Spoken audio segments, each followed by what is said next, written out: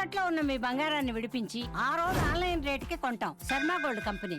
నమస్తే, welcome to Suman TV. నేను పద్మిని. ప్రస్తుతంతో పాటు ప్రముఖ ఆధ్యాత్మికవేత్త, వాస్తు జ్యోతిష పండితులు కేసీఆర్ గారు మనతో పాటు ఉన్నారు. మాట్లాడదాం సార్. నమస్తే సార్. నమస్తే అమ్మ. ముందుగా మీకు శ్రీ పరాభావన సంవత్సర ఉగాది శుభాకాంక్షలు సార్. మన ప్రేక్షకులందరికీ కూడా ఈ పరాభవన సంవత్సరంలో వాళ్ళకి ఎలాంటి పరాభవాలు లేకుండా అన్ని మంచి అనుభవాలు ఇలాగా కలగాలని, ఆరోగ్య అవసరాలతో వాళ్ళ జీవితాలన్నీ కూడా తొలతోగాలని మనస్ఫూర్తిగా కోరుకుంటూ, ఇప్పుడు మీరేమడిగితే చెప్పడానికి సిద్ధంగా ఉన్నాను. తప్పకుండా సార్. రాశి ఫలాలే ఖచ్చితంగా మన ఛానల్లో మీ వీడియోస్ కోసం ఎదురు చూసే వాళ్ళు చాలా మంది ఉన్నారు. మరి మీ ప్రిడిక్షన్స్ ఈ సంవత్సరం అంతా కూడా మా రాశికి ఎలా ఉంటుంది, మా నక్షత్రానికి ఎలా ఉంటుందని తెలుసుకోవాలనుకునే వాళ్ళు ఉన్నారు.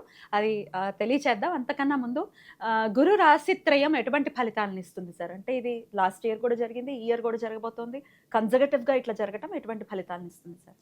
అంటే అంత క్రితం కూడా ఒక వీడియోలో మనం చేసాం. ఈ గురువులకి సంబంధించినంత వరకు కూడా సంపూర్ణంగా మంచి ఫలితాలు అయితే ఉండే అవకాశాలు లేవు. సో ముఖ్యంగా జనాలకి ఈ అరుగుదల మీద వాటి మీద వచ్చే రోగాలు, సో అందులో మనకి ఏమంటాం, ఈ భాగ్యనగరం కాదు మధుమేహ నగరం అని కూడా ఒక పేరు. ఖచ్చితంగా. సో ఈ మధుమేహం యొక్క ఇంపాక్ట్ కూడా పెరగటం అనేది ఉంటుంది. ఇంకా కొద్దిగా చిన్న చిన్న వయసు వాళ్ళకి కూడా తొందరగానే సంప్రాప్తించే అవకాశాలు ఎక్కువగా ఉంటాయి. సో నెగిటివ్గా మాట్లాడితే అదొకటి. అంటే ఆరోగ్యం ఒకటి జాగ్రత్తగా చూసుకోవటం అనేది ప్రతి ఒక్కళ్ళు కూడా ఈ ఏడాది సాధ్యమైనంత వరకు కూడా రోడ్డు మీద ఆహారాలు ఎక్కువగా తీసుకోకుండా ఉండటం బాగా తప్పనిసరి అయితే తప్ప, సాధ్యమైనంత వరకు ఇంటి ఆహారాన్ని కొంత క్రమశిక్షణని పాటిస్తే ఆరోగ్యాలు బాగుంటాయి. సో ముఖ్యంగా ఈ పరాభవన సంవత్సరంకి వచ్చేప్పటికి ఏంటంటే గురుడు మనకి రాజు అవుతాడు. యాక్చువల్గా ఈ సంవత్సరానికి రాజు గురుడు అవటం వల్ల సో రాజులకే ఇబ్బంది, సామాన్య మానవులకి మంచిది. ఇప్పుడు మొదటి నుంచి కూడా పరాభవన సంవత్సరంలో కూడా దాని యొక్క అర్థం అనేది కూడా అంత ఈ రాజులకి మధ్య పరాభవాలు ఎదురవుతాయి ఎక్కువ అని చెప్పి దానికి సంబంధించిన సంకేతాలు ఆల్రెడీ ఉన్నాయి కదా. ఈ వరకు యుద్ధాలు కూడా మనం ఎప్పుడో లాస్ట్ ఇయర్ ఉగాది ముందు వీడియో కనుక చూసినట్టయితే ఫిబ్రవరి నుంచి జూన్ దాకా మనం పరీక్షాకాలం అని చెప్పాం అప్పట్లోనే. Correct sir. సో ఇంచుమించుగా ఇప్పుడు ఫిబ్రవరిలోనే మనకి యుద్ధాలు చివరి నుంచి బిగిన్ అయ్యాయి. సో అక్యురేట్ గా ఎట్లా సార్? అమేజింగ్ మీ ప్రొడిక్షన్స్. అంటే అవి నిజమయ్యాయని సంతోషపడటం ఇక్కడ నా ఉద్దేశం కాదు. అంటే ఎప్పుడు Correct గా, మన వరకు నేను ఎప్పుడు ఒకటే చెప్పాను, నిరంతరం మనం పరిశోధన అనేది అవసరం ఉంటుంది. మనకు అంత క్రితం ఏదో 10 ఏళ్ళ కిందట నేర్చుకున్నాం కదా, అదే కొట్టుకు పిండి అంటే అవదు. అప్డేట్ సో అప్డేట్ అవుతూనే ఉండాలి. ఎంత అప్డేట్ అవుతున్నా కూడా కొత్త విషయాలు ఏవోటి వెలుగుననే వస్తాయి. అంటే ఇప్పుడు మనకి అంతకుముందు మనకి ఏమీ ఇలాంటి కోవిడ్ లాంటి వ్యాధులు లేవు, కానీ కోవిడ్ వ్యాధి ఎందుకు వస్తుంది అనేది మనం గమనించగలగాలి. సో అంత క్రితం చతుర్థంలో శని ఉంటే హయ్యర్ ఎడ్యుకేషన్ అంటే హై స్కూల్ లెవెల్ దాటడం అనేది కష్టం ఉండేది. అంటే 10th క్లాసు ఒకప్పుడు మీకు పేపర్లో టఫ్ అది. అప్పుడు ఇంటర్ ఏమంటాం 10th మెట్రిక్ అని, అసలు 10th కి ముందు మెట్రిక్ అనేవాళ్ళు. ఈ రెండు అసలు అవి పాస్ అయ్యారంటే వాళ్ళు ఒక హీరోల్లా చూసేవారు. ఇప్పుడు ఆల్మోస్ట్ ప్రతి ఒక్కడు పాస్ అవుతాడు, ఎక్కువ మందికి ఫస్ట్ క్లాసులు వస్తాయి. మరి అదే శని చతుర్థంలో ఉంటే ఇప్పుడు ఎందుకు పాస్ అవుతున్నారు, అప్పుడు ఎందుకు పాస్ అవ్వాలా? శని మరి అప్పుడైనా గ్రహమే, ఇప్పుడైనా గ్రహమే కదా, అదే గ్రహం కదా.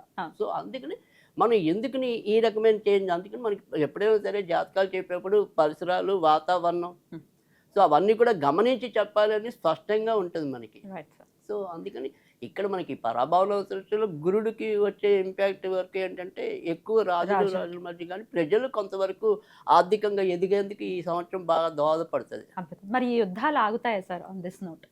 అంటే ఖచ్చితంగా ఆగుతాయి, బట్ కానీ జూన్ దాకా అది ఎలాగైనా కొనసాగుతుంది. భారతదేశం మీద ఎటువంటి ఇంపాక్ట్ ఉంటుంది? అంటే భారతదేశంలో అయితే కనుక అప్పుడైనా ఇప్పుడైనా ఈ ఏడాదైనా ఆ ఏడాదైనా ఒకటే చెప్తున్నా, సమర్థంగా ఎదుర్కొంటుంది. అద్భుతం, చాలా గ్యారంటీగా వీళ్ళు రక్షణాత్మకంగానే ఉంటారు. కానీ ఈ గ్యాస్ అందుబాటులో లేదు, అందుబాటులో ఉండదు, లేకపోతే ఆయిల్స్ అందుబాటులో ఉండవు అని అంటే ఒక ఎంత భయానకమైనటువంటి పరిస్థితి అది. అంటే అవి ఎప్పుడైనా సరే కొంతవరకు ఇటు పాలకులు అవ్వచ్చు, వ్యాపారస్తులు అవ్వచ్చు, ఎవరైనా సరే కృత్రిమంగా దాని యొక్క ఏమంటాం కరువుని సృష్టించడం. ఇది అలా సృష్టించిందేనా? అంతే.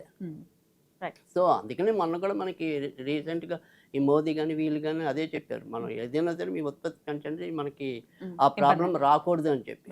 సో రాదు, ఎందుకంటే కృత్రిమంగా వీళ్ళు ఆటోమేటిక్గా ప్రతి దాని మీద దాన్ని ఇంప్లిమెంటేషన్ చేసేయటం అనేది ఉంటుంది, కానీ అన్నీ మళ్ళీ అనుగుతాయి.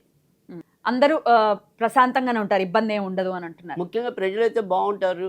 తర్వాత ఏమంటాం, రాజు ఏమంటాం మన ఈ సాధువులు అనుకోండి, పీఠాధిపతులు అనుకోండి, తర్వాత అగ్ర కులాల్లో కూడా గౌరవనీయమైన వాళ్ళు ఎవరైతే ఉంటారో వాళ్ళందరూ కూడా ఇంకా గౌరవించబడతారు. అద్భుతం, చాలా మంచి మాట చెప్పారు. ఎందుకంటే అందరినీ ఎవరైతే కొద్దిగా వెల్తిగా చూస్తున్నారో, ప్రతిదానికి వీళ్ళే కారణమని ఎవరైతే ఎత్తి చూపుతున్నారు, అలాంటి వాళ్ళు ఈసారి కొంత అవమానాలు పాలవకుండా గౌరవాలు పొందటం అనేది ఉంటుంది. ఖచ్చితంగా ఇది మంచి సంకేతం. ఎందుకంటే ఇంకో విషయం కూడా ఖచ్చితంగా పరాభవనలో ప్రజలు ఆల్రెడీ ఇప్పటికే కొద్దిగా భక్తి భావాలు పెరిగాయి, మరింత ఆధ్యాత్మికంగా ముందుకెళ్ళడానికి ఉంటుంది. సో అందుకని చాలా విషయాల్లో మంచిదే. పాలకులకి మధ్య ఎక్కువ వైరుధ్యాలు రావటం అనేది వాళ్ళ వల్ల మనం ఏమైనా కొంత ఇబ్బంది పడాలి తప్ప బాగుంది దేశం అయితే. అద్భుతం. మరి ద్వాదశ రాశులకు కూడా ఈ పరాభవన సంవత్సరం ఎటువంటి ఫలితాలను ఇస్తుందో ఇప్పుడు తెలుసుకుందాం. మరి మకర రాశి వారికి ఎలా ఉండబోతోంది సార్ ఈ సంవత్సరం? మకర రాశి వారికి కూడా ఎక్కువ శాతం మంచి ఫలితాలు ఉన్నాయని చెప్పచ్చు. కాకపోతే అది వీళ్ళకి కూడా ఏదైనా సరే ప్రభావం అనేది అయితే కనుక డిసెంబర్ నుంచి మొదలవటం అనేది ఉంది.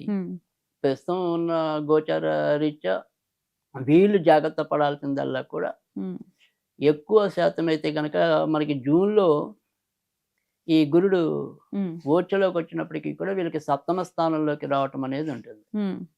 సో అందుకని భార్యాభర్తల మధ్య ఉండే అనురాగ విషయాల్లో ఈ ఏడాది ఎక్కువ జాగ్రత్త పడాలి.